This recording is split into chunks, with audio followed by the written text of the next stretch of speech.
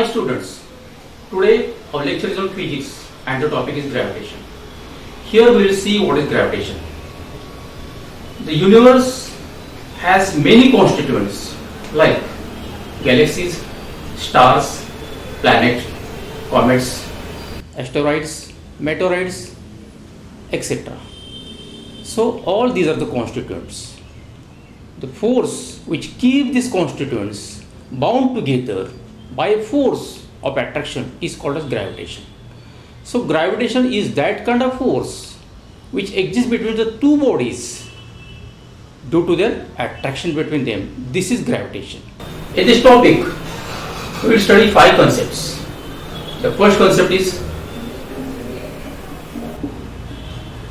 Newton's first law.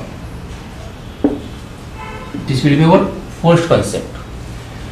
In second concept, we will study force is equal to mass into acceleration. Here we will study or we will derive the SI unit of force. SI unit of force, that is Newton. The third concept will be Newton's universal law of gravitation. The fourth concept will be 3 laws of Kepler.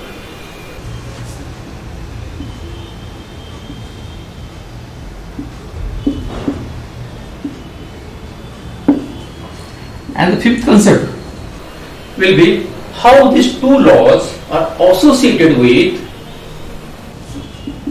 the centripetal force.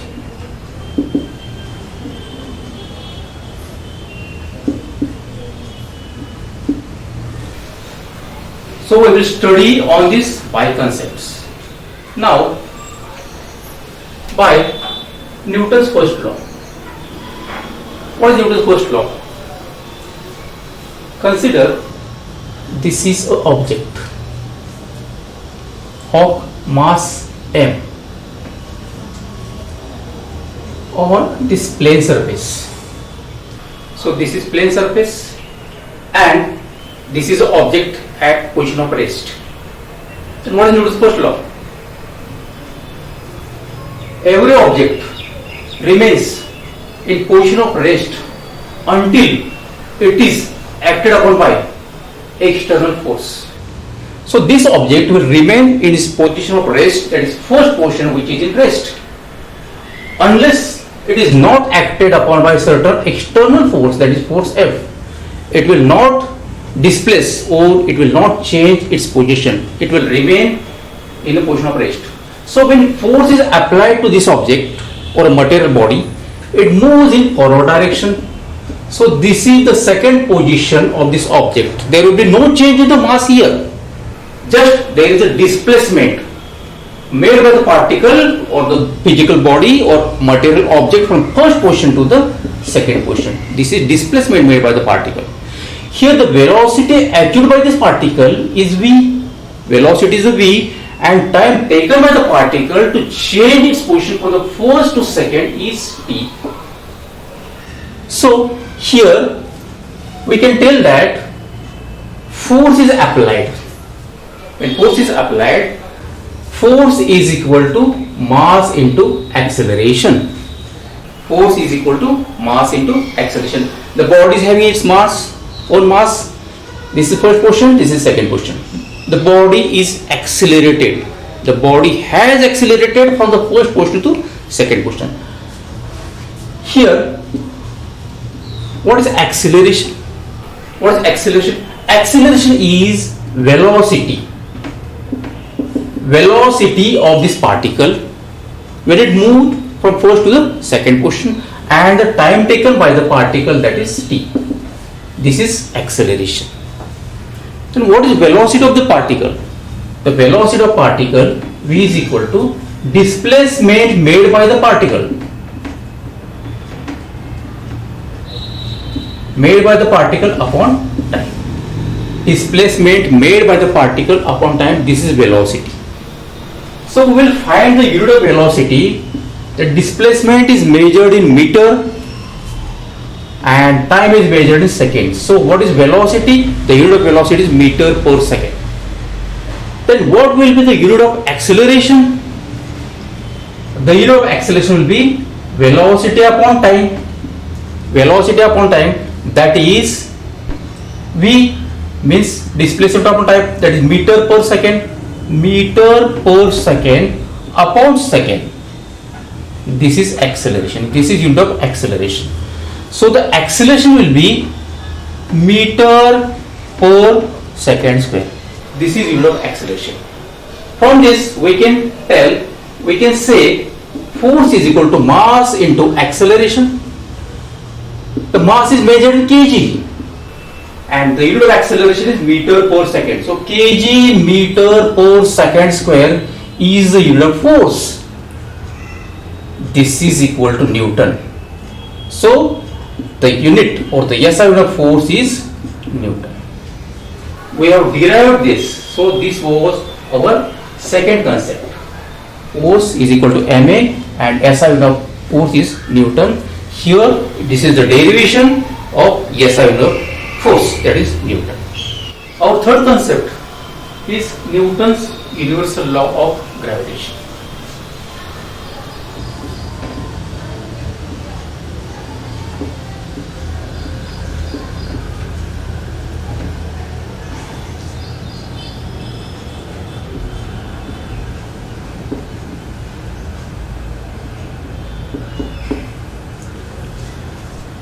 The statement of this law is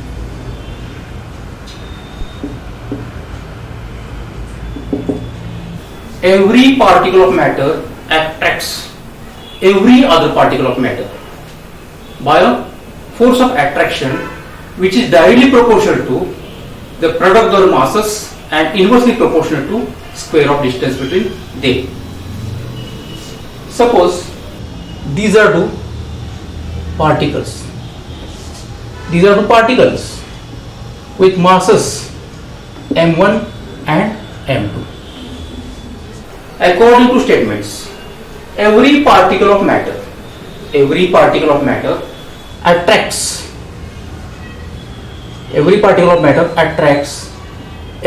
particle of matter. So m1 will attract m2 because these two particles are separated by distance d, or we may call it r. So first particle will attract second particle by a force. At the same time the second particle will also attract the first particle by a force of attraction. So this is force of attraction between these two particles is the statement of Newton's universal law of gravitation. This force of attraction is directly proportional to the product of the masses of these two particles, and this force is inversely proportional to square of distance between them. What we have seen, every particle of matter attracts every other particle of a matter with a force of attraction which is directly proportional to product of their masses or inversely proportional to square of distance between them. Here we can write that F is directly proportional to m1, m2 and inversely proportional to d square. This is sign of proportionality. If we remove this sign of proportionality, we can write F is equal to G into m1 m2 upon d square. What is G here? G is called constant of proportionality. G is called constant of proportionality. Then what will be G here? G will be equal to, we have to multiply these two, so it will be F dot d square or F into d square upon m1 m2. So this is value of G. This is G. Now the question comes to you. You have to say the SI unit of G. SI unit of G. What is SI unit of G? The SI unit of G is Newton meter square kg square inverse, and you have to derive this SI unit of G. How will you derive this SI unit? For that we have to take this formula again. So what is G? G is equal to force into distance square and upon m1 into m2. Force is measured in Newton, distance is measured in meter, and masses are measured in kg. So here we write force, that is Newton, distance, that is meter, so meter square upon m1 into m2, that is kg into kg. So that is G. We may write this G as G is equal to Newton meter square upon kg square. That will be equal to G is equal to Newton meter square into kg square inverse. Kg square inverse. So this is SI unit of G. We have seen the third concept, that was Newton's universal law of gravitation. Now we will go to the next concept, three laws of Kepler.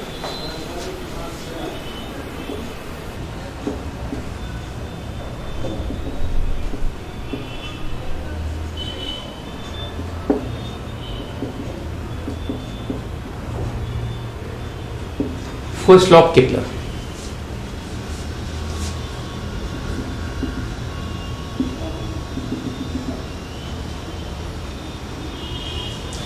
This is planet, and here this is sun. So this planet is rotating or revolving around this sun in an orbit. So according to first law, the orbit of a planet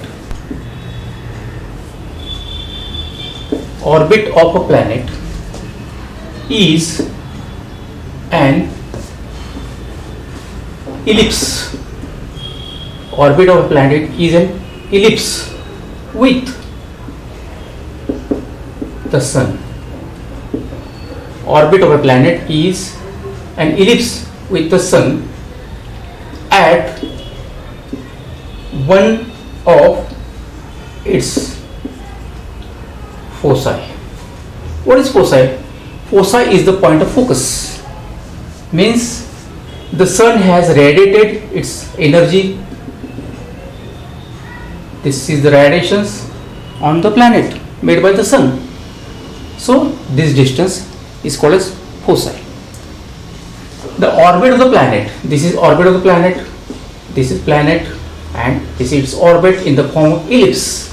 So the orbit of the planet is an ellipse with the sun at one of its foci. This is the first law of Kepler. The second law states that the line joining, this is the line joining the sun and the planet. The line joining the sun and the planet sweeps equal area in equal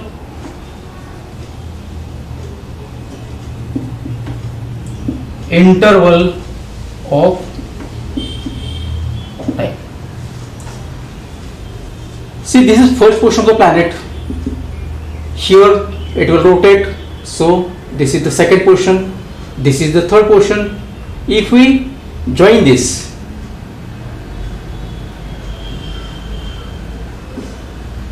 it will be seen that it is in a form of triangle. It is in the form of triangle. So here this will be A, this will be B, this is C, this is D, and so on, and Sun is at the center. We can see that ASB is one of the triangle. So area of triangle ASB, area of triangle ASB will be exactly equal to the area of triangle CSD, area of triangle CSD. This is the second law of Kepler. The line joining the sun and the planet sweeps equal area in equal interval of time. Maybe there is change in the position of the planet, the first position, second position, and again it returns back to its first position. The area of each position will sweep the equal area. This was the second law of Kepler. The third law states that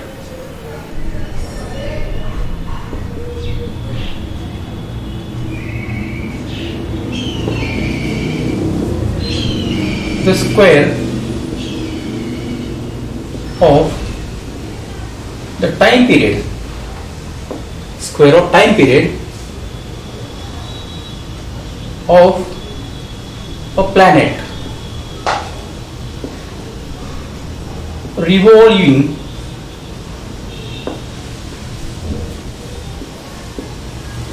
around the sun is directly proportional to the cube of the mean distance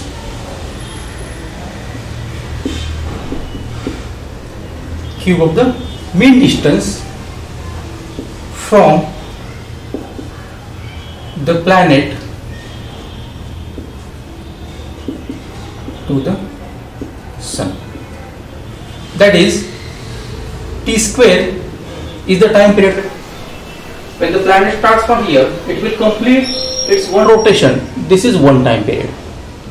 So square of time period of this planet revolving around the sun is directly proportional to the mean distance between sun and the planet.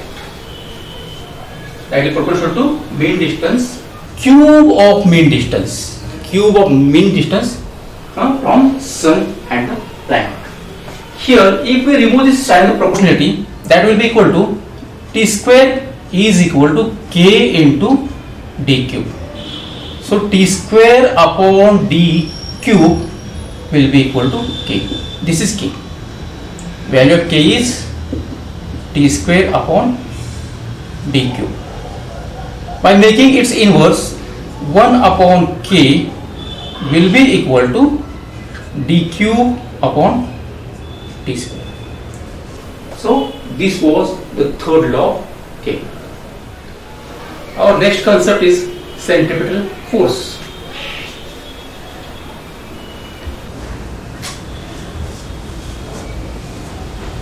Suppose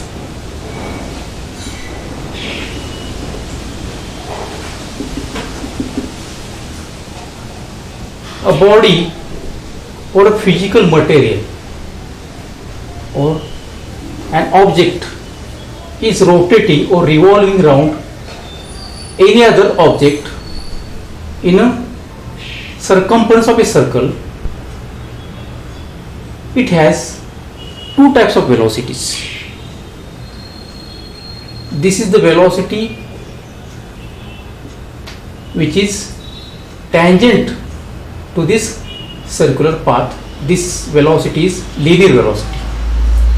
So any object which rotates around any other object in a circular path, the object is having two types of velocity. First is linear velocity, which is having the tangential path to this circumference of a circle, and the second velocity is a angular velocity, which is in a circular path. So these two bodies are binded together by a force of attraction. So this is the distance between these two bodies, D or R. So what is centripetal force?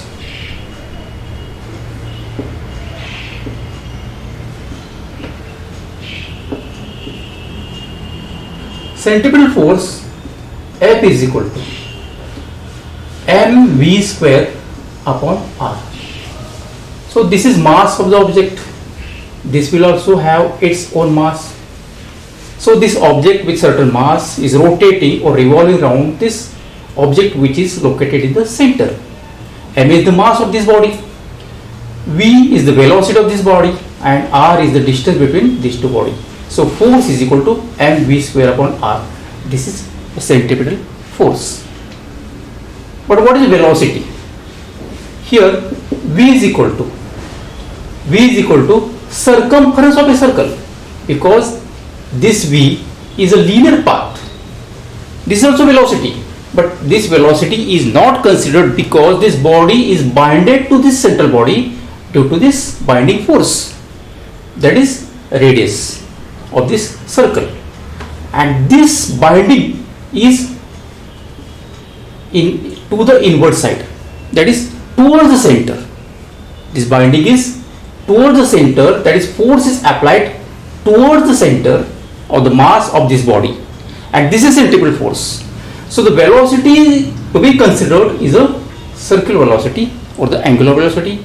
So it will be the circumference, that is 2 pi r, and the time taken for completion of one revolution is t.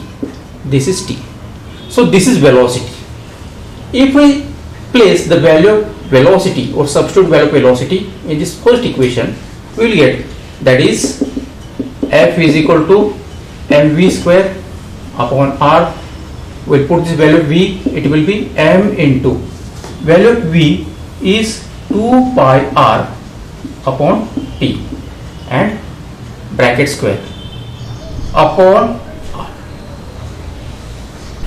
So this is value of F, and it becomes 4 pi square m into r cube upon t square. So this is value of F. Here we will write F is equal to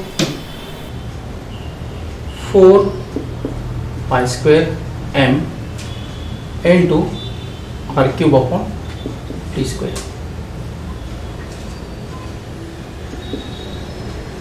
Here r cube upon t square by the Kepler's third law is equal to k, means inverse of this, the inverse of r cube upon t square will be t square upon r cube, and which was equal to k. This was seen in Kepler's third law. So by putting this value here, we will get F is equal to 4 pi square m upon k. So this is the value of force, that is the centripetal force, which is inverse toward the center of a mass, a body which is located at the center. This is our centripetal force. This was the last concept of this today's teaching.